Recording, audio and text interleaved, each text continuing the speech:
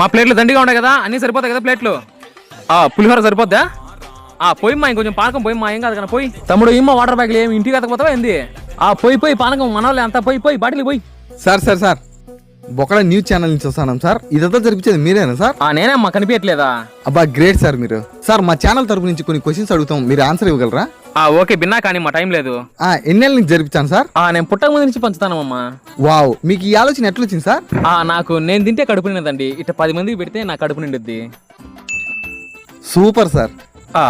అమ్మా ప్లేట్లు ఉన్నాయా? ఏమా అయిపోయింది కదా ఇంటర్వ్యూ? బాగా వచ్చిందా షూటు? వచ్చిందనా? వచ్చింది సార్, అయిపోయింది.